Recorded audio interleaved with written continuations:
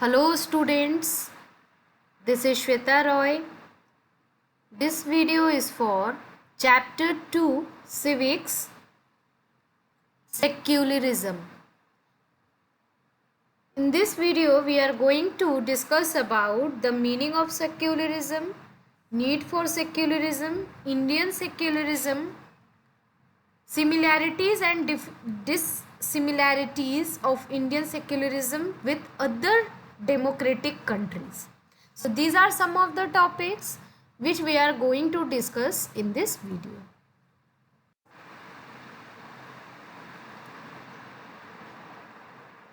So the first topic which we are going to discuss is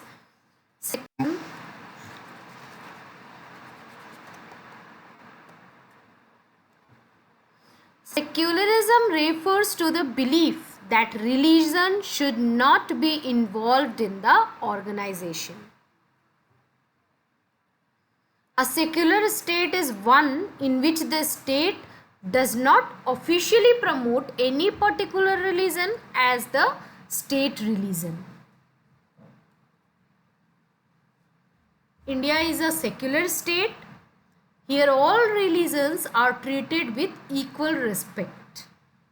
Every citizen of India has the right to practice his or her own religion. Secularism refers to the separation of religion from the state. So here some points are very important, like secularism refers to the separation of religion from the state. That means state and religion should be separated. They should not interfere.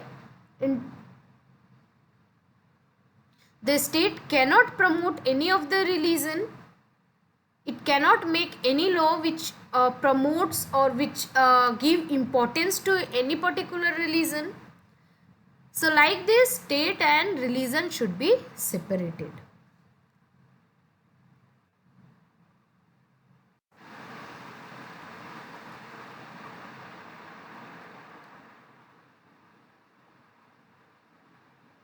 Now, why do we need secularism?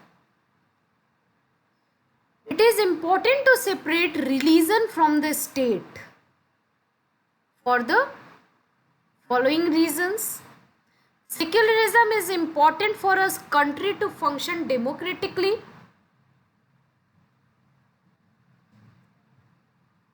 Almost every country in the world has more than one religious group.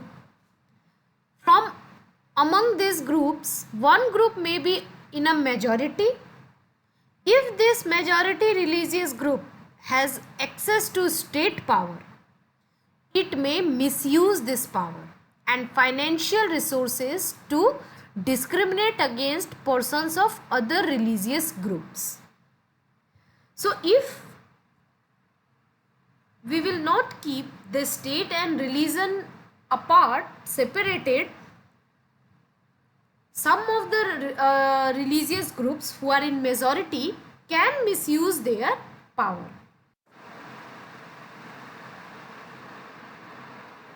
Any form of domination based on religion may violate the fundamental rights that a democratic country guarantees to its citizens. So if the religion and state will not be separated, it can violate the fundamental rights of a citizen, and thus it can create a problem to run the country democratically. It is essential for a democratic country to be secular because it has to protect the freedom of individuals to exit from their religion and adopt another religion, or have the freedom to interpret religious teachings differently. That means we have given in democracy we have right to freedom, right to speech, right to express. So we can exit from our religion if we want, and we can adopt any of the religion. Also we can give any of the teachings based on a religion. We can express our feelings. So according to constitution we have these rights, but if the state and religion will not be separated, this can violate the rights, fundamental rights which is given in the constitution.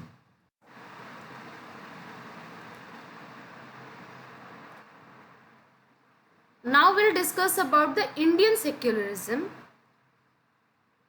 Secular word was inserted in the preamble in 1976. But India was always a secular state.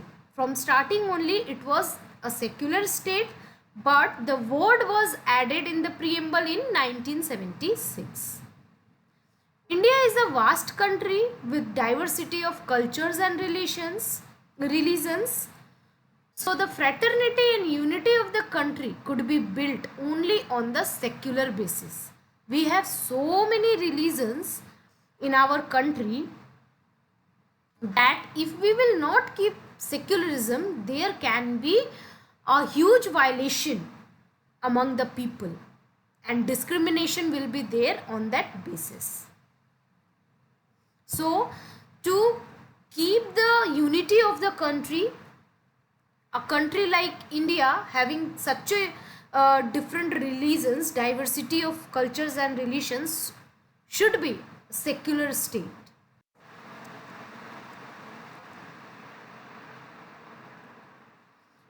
Elements to achieve the secularism. One religious community does not dominate another religious group in the country. Some members of religious group do not dominate other members of the same religious community. The state does not enforce any particular religion, nor does it take away the religious freedom of individuals. These are some of the objectives which is ensured by the constitutions.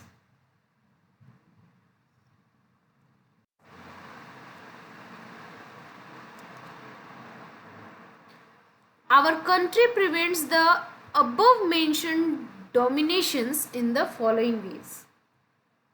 Now what our country do to stop these dominations which was mentioned now, that we will discuss now. India has adopted a strategy of separating religion from the state. It does not support any one religion. Like this, one specific religion will not get the importance and it cannot dominate, it will not get a chance to dominate the other groups.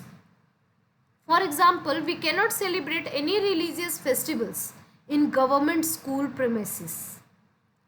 There is a public holiday for each important religious festivals so that we can celebrate it at home.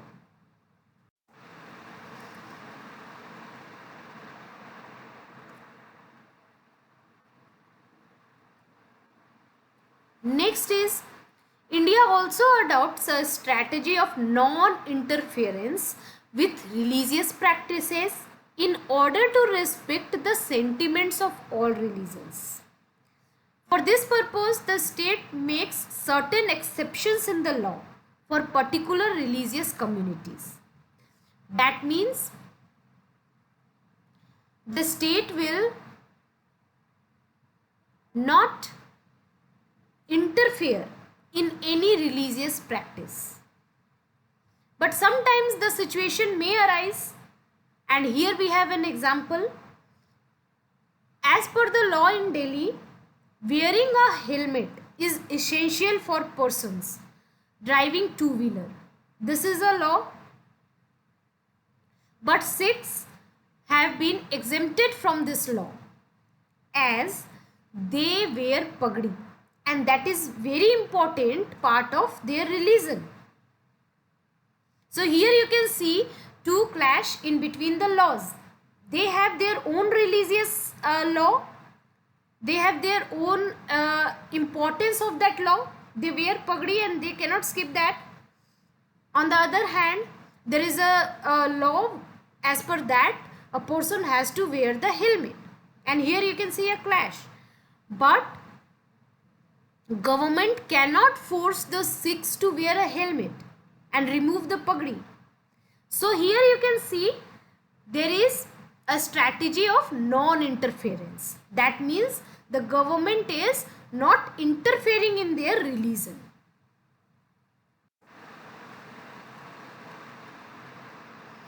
Here you can see the picture.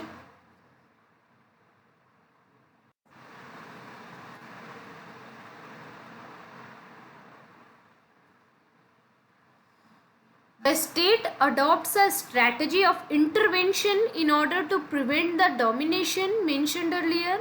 For example, untouchability, in which members of a religion, that means the upper caste Hindus, dominate other members of some religion, that is lower caste Hindu. This is the domination in between same religion. In Hindu only upper caste is there which are dominating the lower caste. The Indian Constitution bans the practice of untouchability. In this way, the state intervenes in religion in order to prevent an evil social practice. It believes that untouchability violates the fundamental rights of the lower caste Hindu.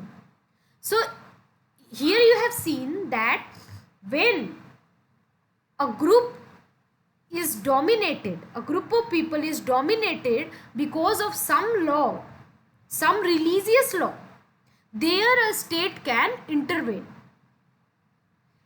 Because there some group of people are dominated because of that law. And as per constitution, everyone is equal, so there should not be any discrimination.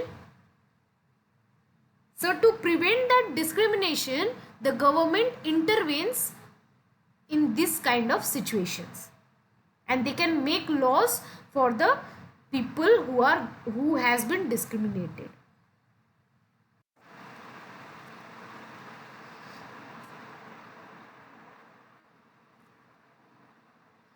The state also intervenes in the religion-based personal laws of communities in order to ensure equal inheritance rights. The state intervenes in the religion through its support. For example, our constitution allows the religious communities to establish their own schools and colleges. The state also provides financial aids to these institutions.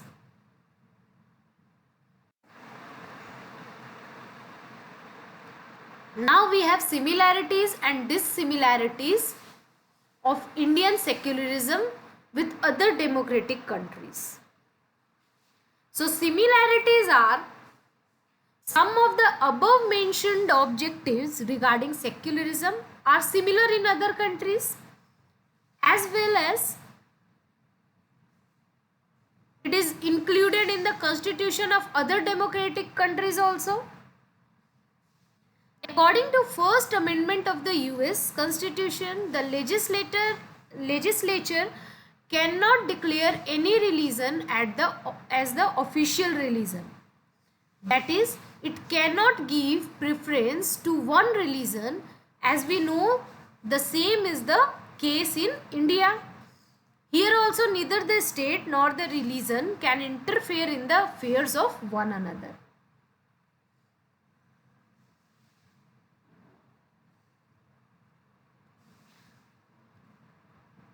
So you can see that similarities are there. The objectives which we have regarding secularism are mentioned in constitution of other countries also.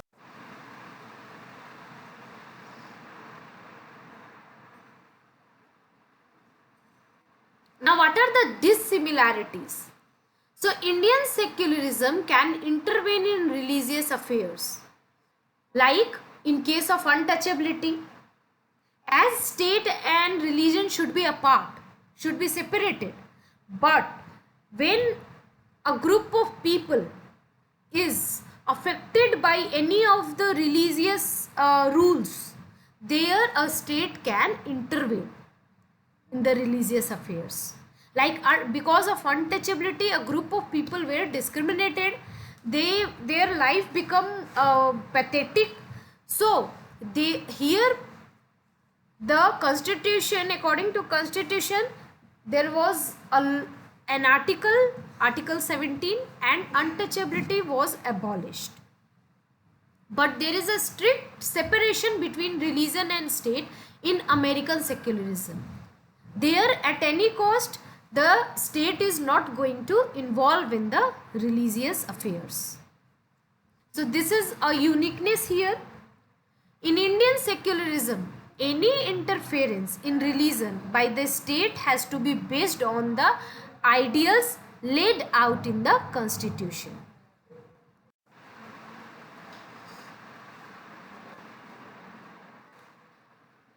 Thus, we find that India is a secular state.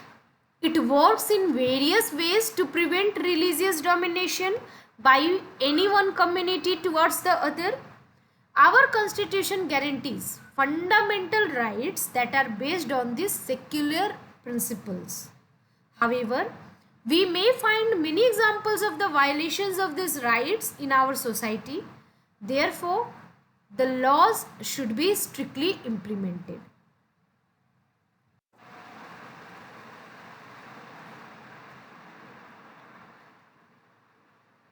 In 2004, in France, there was a law that, according to that law, they banned the students from wearing any conspicuous religious or political signs or symbols. For example, Islamic headscarf, Jewish skull cap, or large Christian crosses. These all were banned. A student cannot wear these kind of things and go to college. Now this law prohibits Muslim girls to wear headscarves while attending school. Many uprisings have taken place against this law since then.